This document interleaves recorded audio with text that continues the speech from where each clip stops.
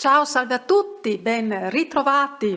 Cosa spinge il narcisista sociopatico ad infliggere il male? Non è ancora chiara l'eziologia del male, insomma le sue cause ed origini, come si origina il male in una persona.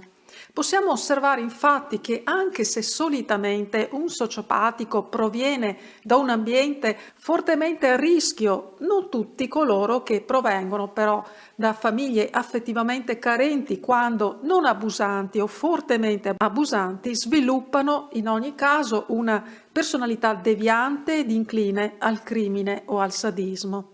Sono molti gli studi che corroborano la componente genetica in merito alla psicopatia e alle personalità devianti, sempre tenendo presente che la psicopatia non è sempre correlabile a comportamenti devianti o manifestamente devianti. E se prendiamo ad esempio i bugiardi seriali, di cui ho trattato in primis con tantissimi video, correlando la bugia patologica alla personalità narcisistica, là dove invece si usava metterla in relazione solitamente solo a personalità istrioniche.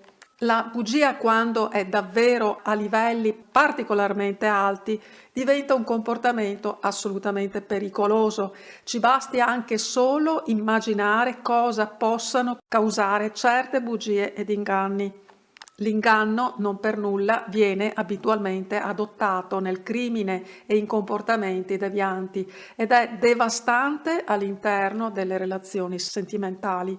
Chi mi segue sa di cosa sto parlando.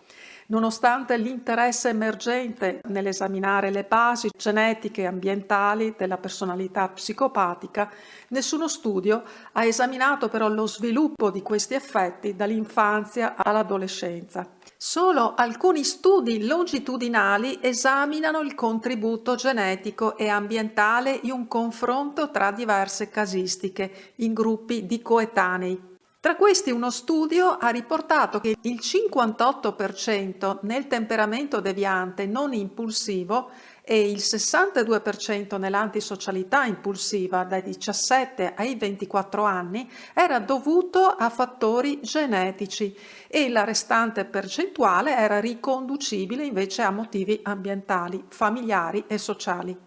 Un altro studio invece ha riportato che la stabilità della personalità psicopatica dai 16 ai 17 anni e dai 19 ai 20 anni era principalmente spiegata da influenze genetiche senza alcuna correlazione significativa imputabile all'ambiente di vita degli esaminati. Sebbene questi studi suggeriscano un forte contributo genetico alla stabilità delle differenze individuali nella personalità psicopatica dalla tarda adolescenza alla prima età adulta, vi è però una mancanza di comprensione di come i fattori genetici e ambientali contribuiscano alla formazione della personalità psicopatica durante il primo periodo di sviluppo, quindi dall'infanzia alla tarda adolescenza. Inoltre, la ricerca ha dimostrato che è utile utilizzare più di un sistema di rilevamento quando si valutano tratti complessi come la personalità psicopatica. È probabile che diversi sistemi di rilevamento, come anche i test clinici e diagnostici, hanno maggiori probabilità di essere riscontrati e testimoniati rispetto a certi altri comportamenti.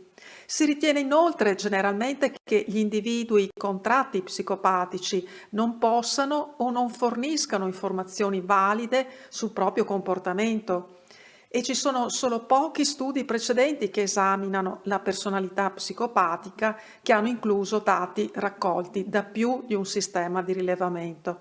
Ma il male è sempre rilevabile? Ritorniamo per esempio alla questione della bugia e dell'inganno.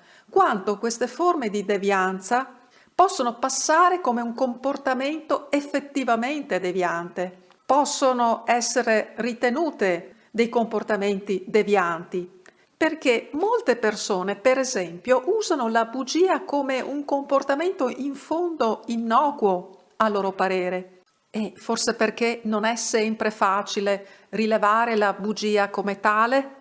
Si può in parte misurare con vari test l'inclinazione alla mistificazione e all'automistificazione, ma di fatto quanto può passare inosservata questa usanza in tante persone in mezzo a noi quando viene usata impunemente, quando la bugia viene adottata da persone non sempre facilmente classificabili come narcisisti patologici e maligni, quando non sociopatici e psicopatici o antisociali? Pensiamo anche a certe mine vaganti, se così vogliamo classificarle, personalità non propriamente narcisistiche o necessariamente affette da disturbi di personalità, ma inclini al tradimento sentimentale seriale. E poi la bugia usata per danneggiare qualcuno non viene adottata spesso proprio da chi pensa di farla franca? Ti abbraccio forte e ci sentiamo presto. Ciao, ciao ciao.